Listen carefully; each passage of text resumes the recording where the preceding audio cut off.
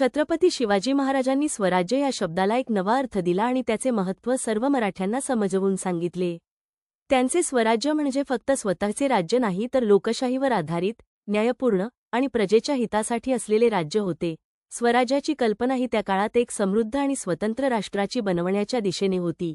शिवाजी महाराजांनी स्वराज्याची स्थापना करताना आपल्या राज्याची सीमा फक्त भौतिक असली तरी त्याचा विचार असतो लोकांच्या स्वातंत्र्याचा, त्यांच्या हक्कांचा आणि एकात्मतेचा. स्वराज्य हवे तर योग्य प्रशासन, लोककल्याण, न्यायप्रणाली आणि सशक्त सैन्य असावे लागते, हे शिवाजी महाराजांनी सिद्ध केले. त्यांना हे वाटले की प्रत्येक मराठी माणसाला स्वराज्यात आपल्या कर्तव्यानुसार सन्मानाने वागता यावे. त्यांच्या स्वराज्य स्थापनाच्या दृष्टीने त्यांनी विविध उपक्रम राबवले, किल्ले बांधले, समुद्रतटावर नौदल स्थापन केले, आदर्श शिस्तीचा आणि प्रजासंवेदनशील शासन निर्माण केले.